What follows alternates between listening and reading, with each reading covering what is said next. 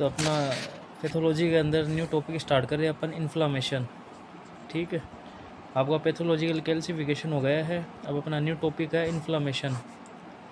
Inflammation आप लोगों को पता होगा इन्फ्लामेशन क्या होता है। इन्फ्लामेशन, चलिए अपन स्टार्ट कर लेते हैं। इन्फ्लामेशन जी, इन्फ्लामेशन क्या होता है कि अपनी जो बॉडी का होता है प्रोटेक्टिव रिस्पॉन्स होता है। इन्फ्लामेशन क्या होता है, अपनी बॉडी का प्रोटेक्टिव रिस्पॉन्स होता है। किसके अगेंस्ट होता है ये? इंजरी के अगेंस्ट। वो इंजरी क्या हो सकती है?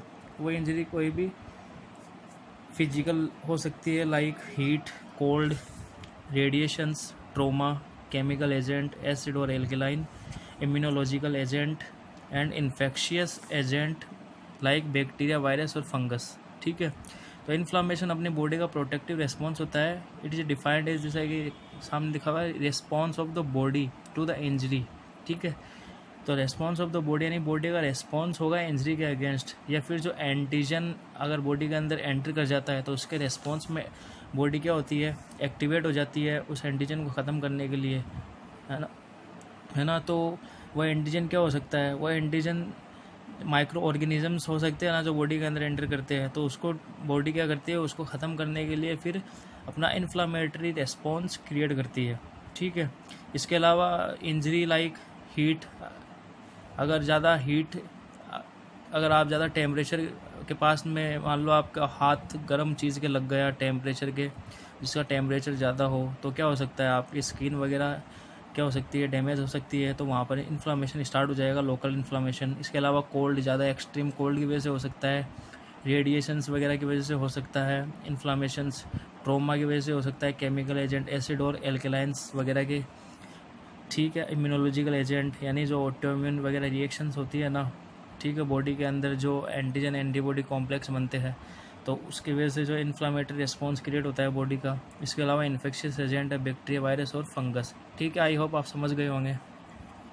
फिर अपन नेक्स्ट देखते हैं, नेक्स्ट डेफिनेशन है इसकी। It is defined as the reaction of vascularized connective tissue, यानी जो वेस्कुलराइज कनेक्टिव टिश्यू होता है उसका जो रेस्पॉन्स होता है ना, इसके अगेंस्ट सब लिथल इंजरी के अगेंस्ट। यानी अगर ये वेस्कुलराइज कनेक्टिव टिश्यू क्या हो गया अपना? वेस्कुलराइज कनेक्टिव टिश्यू अपना हो गया ब्लड। ठीक है, जो ब्लड के अंदर जो ब्लड सेल्स वगैरह मौजूद होती है, ब्लड के अंदर केमिकल्स भी मौजूद होते हैं। तो वो क्या करेंगे, जब भी कोई सब लिथल इंजरी यानी अगर कोई इंजरी होगी तो उसके अगेंस्ट ये ब्लड के अंदर जो सेल्स है वो एक्टिवेट हो जाएगी, केमिकल्स एक्टिवेट हो जाएंगे और वहाँ पर इन्फ्लामेटरी रिस्पॉन्स क्रिएट कर देंगे। ठीक है, आगे अपन देखते हैं कि इन्फ्लामेशन क्या होता है? जो protective response to get rid of the offensive injury and if this goes unchecked it may be harmful. तो अपन बात करें कि इन्फ्लामेशन प्रोटेक्टिव रिस्पॉन्स होता है बॉडी का। ठीक है, टू गेट रीड ऑफ मतलब क्या होता है? किससे छुटकारा पाने के लिए? ऑफेंसिव इंजरी यानी जो इंजरी हो गई उससे छुटकारा पाने के लिए। ठीक है, इफ़ दिस गोज अनचेक्ड, अगर ये अनचेक्ड हुआ तो क्या हो सकता है? ये अपने लिए हार्मफुल हो सकता है। तो जो इन्फ्लामेशन है अगर वो शुरू में एक्यूट है, तो अगर आपने ध्यान नहीं दिया, चेक नहीं किया, तो आगे जाके क्रोनिक में चेंज हो सकता है। इसके अलावा अपन बात करें साइन ऑफ इन्फ्लामेशन, कि अगर इन्फ्लामेशन के साइन की बात करें, जिसको अपन बोलते हैं कार्डिनल साइन ऑफ इन्फ्लामेशन, तो कार्डिनल साइन ऑफ इन्फ्लामेशन किसने दिए थे? एक रोमन राइटर था सेल्सस। ठीक है, इन 1st सेंचुरी AD। ठीक है, जिसने क्या दिया था? ये फेमस इसने 4 कार्डिनल साइन दिए थे। वैसे 5 कार्डिनल साइन होते हैं, लेकिन इसने 4 कार्डिनल साइन दिए थे। वो कौन कौन से थे? फर्स्ट है rubber, tumour, Keller, dolour. Rubber का मीन्स होता है रेडनेस, ट्यूमर का स्वेलिंग, केलर का हीट और डोलर का पेन। यानी जब भी इन्फ्लामेशन होगा तो ये साइन आपको देखने मिलेंगे, रेडनेस, स्वेलिंग, हीट और पेन। ठीक है, अब नेक्स्ट बात करते हैं नेक्स्ट साइन की। तो नेक्स्ट साइन है वो किसने दिया था? नेक्स्ट साइन दिया था आपके रुडोल्फ विर्चो ने। ये रुडोल्फ विर्चो ने एक नेक्स्ट साइन दिया था। ठीक है, इसने 5 साइन, क्या नाम था उसका? फंक्शियोलेसा। उसका नाम था फंक्शियोलेसा, जिसका मतलब होता है loss of function. Loss of function नाम होता है उसका। ठीक है, यानी जो इन्फ्लामेशन जहाँ पर हो रहा है वहाँ पर क्या हो जाएगा? वहाँ के एरिया का फंक्शन है, यानी वहाँ पर अगर इन्फ्लामेशन होगा तो वो एरिया के अंदर जो फंक्शन है वो कम हो जाएगा। यानी वहाँ पर ब्लड सप्लाई अगर नहीं हो रही है, ठीक है, कुछ टाइम के लिए नहीं होगी, तो उससे क्या होगा? वो एरिया थोड़ा सुन हो जाएगा। ठीक है, पैरालाइज हो जाएगा, वहाँ पर फंक्शन कम होने लगेगा। ठीक है, लेकिन वो अगर एक्यूट है तो वो ठीक हो जाएगा, क्रोनिक है तो वो आगे भी बढ़ सकता है। ठीक है, ये दिया था रुडोल्फ विर्चो ने 5th साइन फंक्शियोलेसा। ठीक है, फंक्शियोलेसा है लॉस ऑफ फंक्शन, जिसका मतलब होता है। फिर अपन बात करते हैं टाइप्स ऑफ इन्फ्लामेशन की, कि जो इन्फ्लामेशन के टाइप्स है वो देखिए, इन्फ्लामेशन के टाइप्स होते हैं 2, एक्यूट और क्रोनिक। ठीक है, तो ये किसके ऊपर डिपेंड करते हैं? ये डिपेंड करते हैं डिफेंस की कैपेसिटी ऑफ द होस्ट, यानी होस्ट की कैपेसिटी के ऊपर डिपेंड करता है एक तो, और एक करता है ड्यूरेशन ऑफ द रेस्पॉन्स। ठीक है, ड्यूरेशन ऑफ रेस्पॉन्स, यानी अगर इन्फ्लामेशन का ड्यूरेशन क्या है, एक्यूट है तो लेस देन 2 वीक होगा, क्रोनिक है तो मोर देन 2 वीक होगा। ठीक है, तो ये होस्ट की कैपेसिटी के ऊपर डिपेंड करेगा, होस्ट की क्या नाम है, इम्यूनिटी कैसी है, उसका डिफेंस पावर कैसा है। ठीक है, उसके ऊपर भी इन्फ्लामेशन ये डिपेंड करता है। अगर उसका इम्यून पावर अच्छा है तो इन्फ्लामेशन उसका जल्दी ठीक हो जाएगा, अगर इम्यून पावर कम हो तो इन्फ्लामेशन लॉन्ग टाइम तक वो क्रोनिक में चेंज हो सकता है।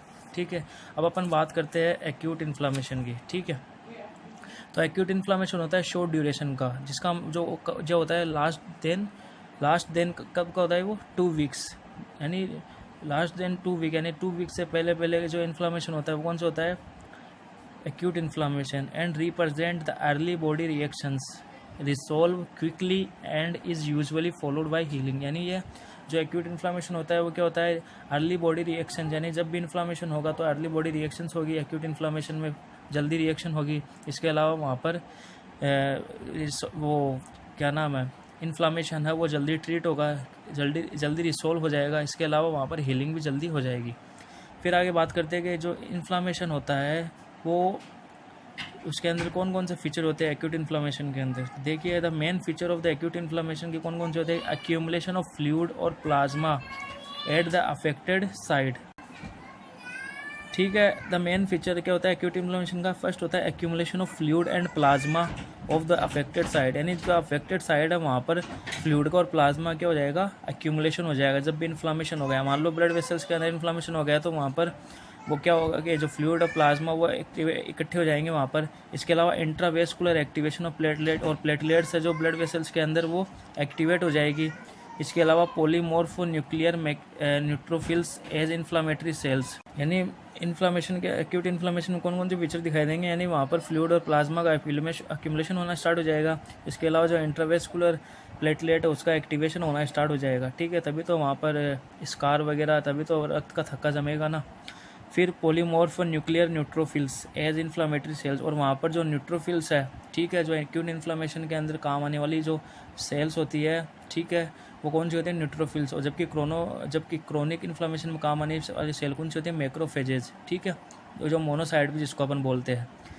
तो आगे देखिए कि सम टाइम जो एक्यूट इन्फ्लामेशन होता है वो काफ़ी क्या होता है? सीवियर भी हो जाता है। ठीक है, और वो सीवियर हो जाता है उसको क्या बोलते हैं अपन? फुलमिनेंट। जो सीवियर हो जाता है उसको बोलते हैं, एक टर्म बोलते हैं, अगर एक्यूट इन्फ्लामेशन सीवियर हो जाता है उसको बोलते हैं फुलमिनेंट एक्यूट इन्फ्लामेशन। ठीक है, अब बात करते हैं अपन क्रोनिक इन्फ्लामेशन की। कि जो क्रोनिक इन्फ्लामेशन होता है वो क्या होता है? लॉन्गर ड्यूरेशन का होता है। ठीक है, और occur after the positive agent of acute inflammation persist for longer time, यानी अगर जो लॉन्गर ड्यूरेशन तक होगा तो क्रोनिक इन्फ्लामेशन होगा। अगर एक्यूट इन्फ्लामेशन अगर लंबे टाइम तक चला, ठीक है, लॉन्गर टाइम तक परसिस्ट फॉर लॉन्गर टाइम, अगर एक्यूट इन्फ्लामेशन अगर लॉन्गर टाइम तक चला तो वो किस में चेंज जाएगा? क्रोनिक इन्फ्लामेशन, यानी मोर देन 2 वीक तक चल रहा है तो वो क्रोनिक इन्फ्लामेशन में चेंज जाएगा। अब जो क्रोनिक इन्फ्लामेशन के जो फीचर है, ठीक है, उसमें क्या देखने मिलेगा? जैसे एक्यूट इन्फ्लामेशन का फीचर अलग था, जो क्रोनिक इन्फ्लामेशन का फीचर अपन को क्या देखने को मिलेगा? कि जो क्रोनिक इन्फ्लामेशन के अंदर वो कौन सी सेल होगी? जो क्रोनिक इन्फ्लामेटरी सेल है उसका नाम होता है लिम्फोसाइट और मैक्रोफेजेज। ठीक है, जो लिम्फोसाइट और मैक्रोफेजेज में रोल प्ले करती है क्रोनिक इन्फ्लामेशन में, जबकि एक्यूट इन्फ्लामेशन में न्यूट्रोफिल्स करती है। मैक्रोफेजेज होती है वो मोनोसाइट ही होती है, जो एक्टिवेटेड मोनोसाइट होती है ना, जब अगर मोनोसाइट जब एक्टिवेट हो जाती है तो वो किस में चेंज हो जाती है? मैक्रोफेजेज में। इसके अलावा वहाँ पर क्या देखने मिलेगा अपन को? ग्रेनुलेशन टिश्यू फॉर्मेशन, यानी वहाँ पर जब हीलिंग होगी तो छोटे छोटे ग्रेन्यूल्स के रूप में हीलिंग होगी। ठीक है, टिश्यूज़ है वो ग्रेन्यूल्स के रूप में फॉर्मेशन होगा वहाँ पर एज ग्रेनुलोमेटस इन्फ्लामेशन, और उसको क्या नाम देंगे अपन? Granulomatous inflammation. ठीक है, इसको अपन ग्रेनुलोमा भी बोलते हैं, ग्रेनुलोमा। ये ग्रेनुलोमेटस इन्फ्लामेशन क्या होता है? ग्रेनुलोमा क्या होता है कि अगर इन्फ्लामेशन हो रहा है तो वहाँ पर क्या होता है? Collection of the immune cells का इन्फ्लामेटरी साइट के ऊपर कलेक्शन हो जाना, और वो कब तक परसिस्ट रहेगी, और वो सेल्स वहाँ पर जब तक प्रेजेंट रहेगी जब तक इन्फ्लामेशन पूरी तरह से ट्रीट ना हो जाए, ठीक है, इन्फ्लामेशन प्रोसेस पूरी तरह से ना हो जाए, इसलिए उसको अपन क्या बोलते हैं, ग्रेनुलोमा। और उसको क्या बोलते हैं फिर, ग्रेनुलोमा से नाम क्या है, ग्रेनुलोमेटस इन्फ्लामेशंस, ठीक है। फिर अपन बात करते हैं एक्यूट इन्फ्लामेशन की, ठीक है। अब अपन डिटेल में बात करते हैं एक्यूट इन्फ्लामेशन क्या होता है। जो एक्यूट इन्फ्लामेशन होता है वो शॉर्ट ड्यूरेशन का होता है, ठीक है। इसके अंदर 2 स्टेजेज या 2 इवेंट होती है। फर्स्ट होती है वेस्कुलर इवेंट और दूसरी होती है सेलुलर इवेंट। जो एक्यूट इन्फ्लामेशन होता है उसके अंदर फॉलोइंग चेंजेस देखने को मिलते हैं अपन को। वो कौन कौन से चेंजेस देखने को मिलेंगे अपन को, कि alteration in the diameter of the blood vessels, के जो ब्लड वेसल्स है उसके डायमीटर के अंदर चेंजेस देखने को मिलेगा अपन को, कि पहले जो डायमीटर ज़्यादा था वो कम हो जाएगा, ठीक है। फिर alteration in the structure of blood vessels, और इसके अलावा ब्लड वेसल्स की स्ट्रक्चर में अपन को अल्ट्रेशन देखने को मिलेगा, ठीक है। अगर इन्फ्लामेशन होगा, मान लो कि ब्लड वेसल्स रप्चर हो गए तो उसमें स्ट्रक्चर में चेंज हो गए ना। फिर इसके अलावा emigration of the leukocyte and their accumulation, यानी जब इन्फ्लामेशन होगा तो जो ल्यूकोसाइट्स है WBCs वो क्या करेगी, वो इन्फ्लामेटरी साइड की तरफ एमिग्रेट यानी ट्रांसफ़र होगी, ठीक है, और वहाँ पर एक्यूमुलेट हो जाएगी। क्योंकि अगर ट्रांसफ़र होगी और एक्यूमुलेट होगी तभी तो वहाँ पर अपना काम कर पाएगी, तभी तो वहाँ पर इन्फ्लामेटरी प्रोसेस करेगी, फेगोसाइटोसिस है, एंगल्फिंग का काम करेगी, ठीक है। अब अपन बात करते हैं स्टेजेस ऑफ एक्यूट इन्फ्लामेशन कि फर्स्ट बात करते हैं अपन वेस्कुलर इवेंट की। तो वेस्कुलर इवेंट के अंदर फर्स्ट होता है वेजो कॉन्स्ट्रिक्शन, ठीक है।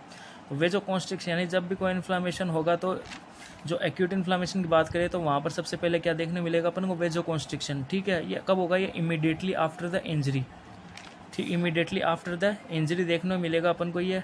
और जो इमीडिएट वेस्कुलर रेस्पॉन्स होता है, यानी जो ये वेस्कुलर रेस्पॉन्स होगा ना, ये इन्फ्लामेशन के अगेंस्ट या इंजरी के अगेंस्ट, यानी वेजो कॉन्स्ट्रिक्शन हो रहा है। वेस्कुलर रिस्पॉन्स क्या है, वेजो कॉन्स्ट्रिक्शन हो रहा है। Is of vasoconstriction of the arterioles, ये किस में देखने को मिलेगा अपन को, आर्टीरियोल्स में, ठीक है, ना कि वेन में और कैपिलरीज में बहुत कम देखने को मिलता है, जबकि आर्टीरियोल्स के अंदर ये इन्फ्लामेशन है वो अपन को ज़्यादा देखने मिलेगा, ठीक है। वहाँ पर जो वेजो कॉन्स्ट्रिक्शन है वो ज़्यादा देखने मिलेगा। With mild form of injury the blood flow may be reverse reestablished in 3 to 4 second, यानी अगर माइल्ड फॉर्म है, अगर एक्यूट इन्फ्लामेशन जो हो रखा है अगर वो माइल्ड फॉर्म है, ठीक है, ज़्यादा नहीं हुआ है, तो वो 3 से 4 सेकेंड तक वहाँ पर वेजो कॉन्स्ट्रिक्शन होगा। अगर मान लो कि अगर विथ मोर सीवियर इंजरी हो गई है तो जो वेजो कॉन्स्ट्रिक्शन है वो कितना टाइम तक रह सकता है, वो 5 मिनट तक वहाँ पर वेजो कॉन्स्ट्रिक्शन प्रेजेंट रह सकता है। फिर सेकंड बात आती है वेजो कॉन्स्ट्रिक्शन के बाद में वेजो डायलेशन, ठीक है। तो सेकंड बात आता है वेजो डायलेशन। तो फिर वेजो कॉन्स्ट्रिक्शन के बाद में सेकंड स्टेज क्या आएगी वेस्कुलर इवेंट के अंदर, वेजो डायलेशन, यानी प्रोग्रेसिव वेजो डायलेशन होगा वहाँ पर, ठीक है। अब ये प्रोग्रेसिव वेजो डायलेशन का मतलब क्या होता है कि जो आर्टीरियोल्स वहाँ पर पहले वेजो कॉन्स्ट्रिक्शन हुआ था, फिर बाद में आधे घंटे के बाद में, यानी इंजरी के आधे घंटे के बाद में क्या होगा, वेजो डायलेशन होगा, ये आर्ट्रियोल्स के अंदर होगा। और जबकि ये लेस एक्सटेंड यानी कम किसमें होता है, अफेक्ट द वेन्यूल्स और कैपिलरीज में कम देखने को मिलता है अपन को।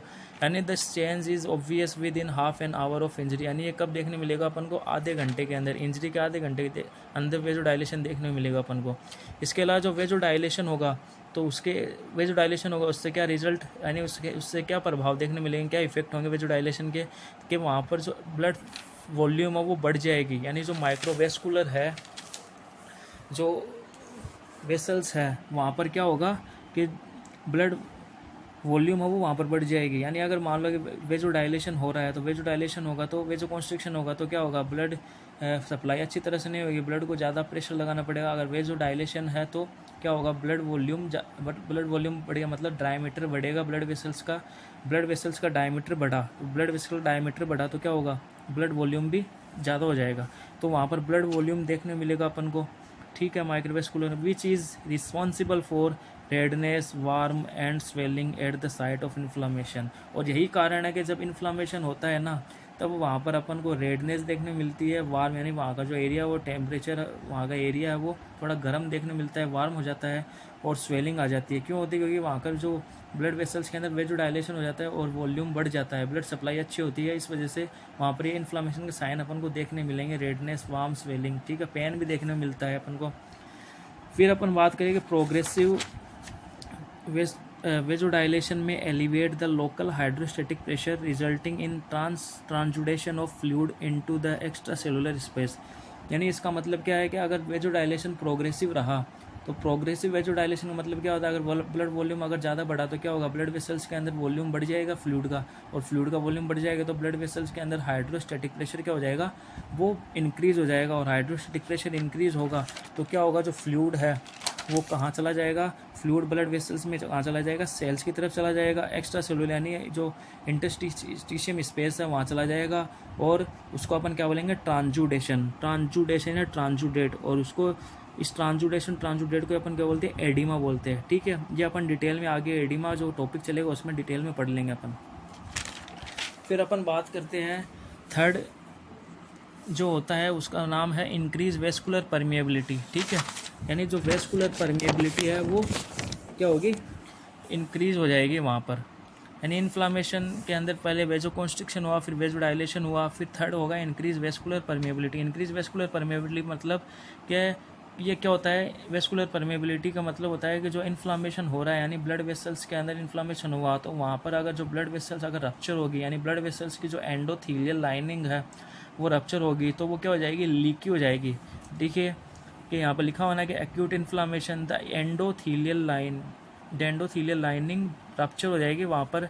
ठीक है, एंड बिकम लीकी, यानी जो फिर वो एंडोथीलियल लाइनिंग रप्चर होगी तो वो लीक होना स्टार्ट हो जाएगी ब्लड वेसल्स। तो उससे क्या होगा, जो प्रोटीन रिच प्लाज्मा है, यानी जो ब्लड वेसल्स के अंदर जो प्रोटीन रिच प्लाज्मा है वो एस्केप यानी बाहर आ जाएगा। कहाँ पर आ जाएगा, वो इंटरस्टिशियल स्पेस के अंदर आ जाएगा।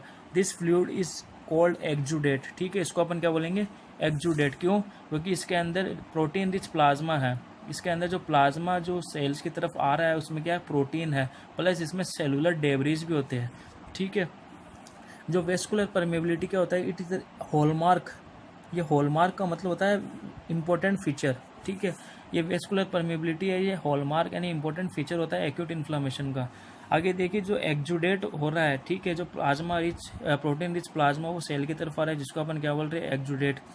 ये एक्जुडेट होता है वो रिच इन प्रोटीन होता है। ठीक है, यानी जो ब्लड वेसल्स के अंदर जो ब्लड के अंदर जो प्रोटीन होती है, ठीक है, उसी की बात करें अपन, rich in protein and has a specific gravity more than 1.020 and rich in cellular debris. यानी जो एक्जुडेट होता है उसके अगर बात करें अपन तो स्पेसिफिक ग्रेविटी उसकी कितनी होती है, 1.020। ठीक है, और जो ये किससे रिच होता है, ये सेलुलर डेब्रीज, यानी वहाँ पर जो डेड सेल्स वगैरह होती है ना वो भी अपन को देखने को मिलेगी वहाँ पर। एक्जुडेट मैंने आपको बताया हुआ है कि एक्जुडेट अपन किसको बोलते हैं, कि एक्जुडेट होता है सेलुलर डेब्रीज है या फिर प्रोटीन है या फिर जो वहाँ पर माइक्रो ऑर्गेनिजम्स है वहाँ पर जो प्रेजेंट है उन सभी को क्या बोलते हैं अपन, सेलुलर डेब्रीज है। तो ये अपन को देखने को मिलेगा वहाँ पर। ठीक है, जब एंडोथीलियल लाइनिंग रप्चर होगी तो वो प्लाज्मा प्रोटीन रिच प्लाज्मा कहाँ जाएगा, इंटरस्टिशियल स्पेस में, तो वहाँ पर इन्फ्लामेटरी रिस्पॉन्स स्टार्ट हो जाएगा। तो वहाँ पर अपन को ये चीज़ें सेलुलर डेब्रीज वगैरह देखने को मिलेगी, तब अपन उसको क्या बोलेंगे, एक्जुडेट्स बोलेंगे। इसके अलावा अगर अपन बात करें कि this can be differentiate from transudate, अब अपन बात करें कि इसको एक्जुडेट को ट्रांजुडेट से कैसे डिफरेंस कर सकते हैं। तो ट्रांजुडेट की बात करें कि ट्रांजुडेट क्या होता है कि which is an ultra filtrate of plasma. ठीक है, अल्ट्रा फिल्ट्रेट ऑफ प्लाज्मा मतलब ये जो ब्लड वेसल्स के अंदर जो हाइड्रोस्टैटिक प्रेशर बढ़ जाता है तो वो क्या कर देता है, फ्लूइड वॉल्यूम को किसमें ट्रांसफर कर देता है, सेल्स की तरफ। ठीक है, तो उससे क्या होगा, जो प्लाज्मा है comes out of the vessels due to the imbalance in the hydrostatic pressure. ठीक है, it has a very low protein and specific gravity. जबकि ट्रांजुडेट की जो अपन बात करें तो ट्रांजुडेट में स्पेसिफिक ग्रेविटी क्या होती है, कम होती है, और प्रोटीन की मात्रा भी थोड़ी कम होती है, इसलिए इसको अपन ट्रांजुडेट या एडिमा बोलते हैं। इसमें फ्लूइड होता है, जबकि एक्जुडेट के अंदर प्रोटीन रिच प्लाज्मा होता है, वहाँ पर सेलुलर डेब्रीज देखने को मिलती है अपन को। फिर अपन बात कर रहे थे the increase in vascular permeability is due to the formation of endothelial gaps. यानी अगर जो इन वेस्कुलर परमेबिलिटी वो इंक्रीज़ हो रही, क्यों हो रही है वो, उसका भी तो कारण है ना, क्यों हो रही है वो, कि इसलिए हो रही है कि वहाँ पर जो formation of endothelial gaps, endothelial यानी अगर मान लो कि ब्लड वेसल्स है, ये ब्लड वेसल्स है। ठीक है, अगर यहाँ पर रप्चर हो गया तो क्या होगा, ये एंडोथीलियल लाइनिंग है, ये ब्लड वेसल्स के जो इनर लाइनिंग होती है वो कौन सी होती है, एंडोथीलियल लाइनिंग होती है। अगर ये मान लो रप्चर हो गई तो जो फ्लूइड है वो कहाँ जाएगा, जो इंटरस्टिशियम स्पेस के अंदर आ जाएगा, और इंटरस्टिशियम स्पेस के अंदर आ जाएगा तो वहाँ पर क्या होगा, फ्लूइड इकट्ठा हो जाएगा, और यहाँ पर इन्फ्लामेटरी रिस्पॉन्स अपन को यहाँ पर भी देखने को मिलेगा, और जो जहाँ पर जो साइट है इंजरी की वहाँ पर इन्फ्लामेटरी रिस्पॉन्स देखने मिलेगा। जो फ्लूइड है सेल्स की तरफ आ जाएगा तो सेल्स के अंदर क्या होगा, फ्लूइड इकट्ठा हो जाएगा। ठीक है, तो एंडोथीलियल गैप, यहाँ पर गैप बन जाएगा, इसकी वजह से हो सकता है, इसकी वजह से परमिलिटी बढ़ जाएगी। इसके अलावा contraction and retraction of endothelial cell. अब जब अपने सेल्स और अपने जो ब्लड वेसल्स में उसमें कॉन्ट्रैक्शन और रिट्रैक्शन भी तो होता है ना, अपने मसल्स में भी होता है। तो जो कॉन्ट्रैक्शन और रिट्रैक्शन यानी वहाँ पर जो ब्लड वेसल्स की जो वॉल के अंदर जो कॉन्ट्रैक्शन होगा, जो रिट्रैक्शन होगा, उसकी वजह से भी क्या होगा, ये वेस्कुलर परमेबिलिटी बढ़ जाएगी। ठीक है। और फिर इसके अलावा एंडोथीलियल इंजरी, और एंडोथीलियल इंजरी है, इसकी वजह से वेस्कुलर परमेबिलिटी, एंडोथीलियल इंजरी होगी तो जो एंडोथीलियल गैप बनेगा, ठीक है, एंडोथीलियल गैप बनेगा तो वहाँ पर वेस्कुलर परमेबिलिटी बढ़ जाएगी, फ्लूइड है वो ब्लड वेसल्स में सेल की तरफ आने लग जाएगा। ठीक है स्टूडेंट्स, फिर अपन बात करते हैं 4 नंबर। 4 नंबर होता है स्लोविंग ऑफ सर्कुलेशन।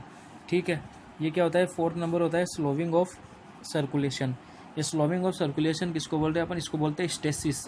इसका दूसरा नाम क्या है, स्टेसिस। यानी इसका मतलब क्या होगा कि जब भी कोई जब देखो यहाँ पर कि ये ब्लड वेसल्स है, तो इसके अंदर जो फ्लूइड था, अगर मान लो यहाँ पर रप्चर हो गई, एंडोथीलियल लाइनिंग रप्चर हो गई, तो जो फ्लूइड है वो कहाँ चला जाएगा, सेल की तरफ। तो बचेगी यहाँ पर बचेगी जो प्रोटीन ब्लड सेल्स होती है ना, WBC RBC प्लेटलेट, वो यहाँ पर ब्लड वेसल्स के अंदर इकट्ठा हो जाएगी। और इकट्ठा हो जाएगी तो क्या होगा, यहाँ पर जो सर्कुलेशन है वो उसमें रुकावट आ जाएगी, ये यहाँ पर रुकावट पैदा कर देगी। ठीक है, देखिए कि as a protein rich plasma escape out of the vessels. ठीक है, जब ये protein rich plasma blood vessels से एस्केप होता है, देयर विल बी क्या होगा, there will be accumulation of red cells, white cell and platelet within the vessels. ठीक है, तो मैं आपको ये बता रहा था कि अगर यहाँ पर ब्लड वेसल्स क्या होगी, रप्चर होगी, और ब्लड वेसल्स रप्चर होगी तो जो प्रोटीन रिच प्लाज्मा वो कहाँ आ जाएगा, सेल की तरफ आ जाएगा। तो इसमें यानी फ्लूइड तो कहाँ आ जाएगा, नीचे आ जाएगा, और यहाँ पर क्या बचेगी, सेल्स वगैरह WBC RBC प्लेटलेट्स बचेगी। तो ये क्या कर देगी, यहाँ पर एक्यूमुलेट हो जाएगी, और यहाँ पर क्या कर देगी, स्टेसिस कर देगी, एक्यूमुलेशन, स्लोविंग ऑफ सर्कुलेशन है, सर्कुलेशन क्या हो जाएगा वहाँ पर, स्लो हो जाएगा ड्यू टू स्टेसिस यानी रुकावट की वजह से। ठीक है स्टूडेंट्स, आई होप आपको ये समझ में आ गया होगा। अब आप अभी इतना ही काफ़ी है, आप लोग ये वेस्कुलर इवेंट तक अभी आप देखो, फिर अपन नेक्स्ट क्लास के अंदर सेलुलर इवेंट के बारे में डिटेल के अंदर बात करेंगे। ठीक है स्टूडेंट्स, मैं आपको इसकी PDF सेंड कर दूंगा। Okay, bye.